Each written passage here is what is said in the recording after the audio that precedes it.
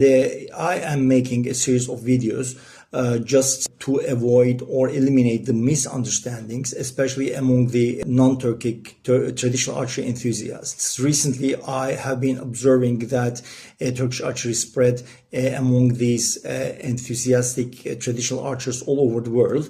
And these misunderstandings are quite acceptable just because the foreigners don't have access to the original sources. They do not understand the social life, the religious life in the Turkish world. So I will talk about the technical aspect, why the technical aspect should be adopted with evidence-based data, not with something that you can simply modify or do it that way because you simply want it to be like that. So it should be taken in its original form.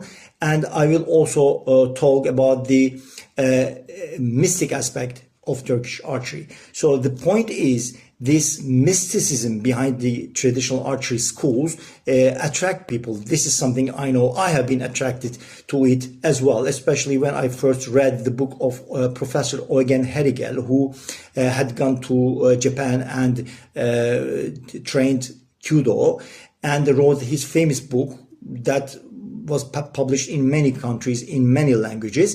And I was a student in the university when I read it, and I was fascinated, to say the least. But decades after, I read articles of Japanese scholars who discuss about this connection between the Zen Buddhism and Kyudo, just because Kenzo Sensei, the master of Professor Herigel, was a mystic and was very much obsessed with Buddhism, and actually lost the real connections, the real historical connections of Kyudo, because it is much more connected to Shinto, for example, although the Zen Buddhism cannot be completely eliminated in understanding the Kyudo. And it's the same in Turkish archery, so I will talk about it later. But in advance, I say that it is much more related to esoteric Islam, what we call tasawwuf, or which is known as Sufism, rather than the Orthodox Islam, because the impact of Orthodox Islam is much more dominant in the old treatises after the 16th century, when the firearms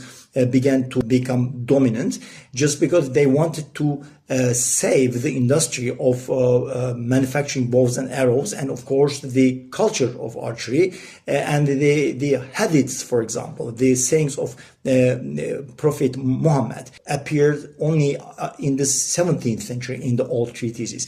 Beforehand, there was a connection with Islam, of course, at the very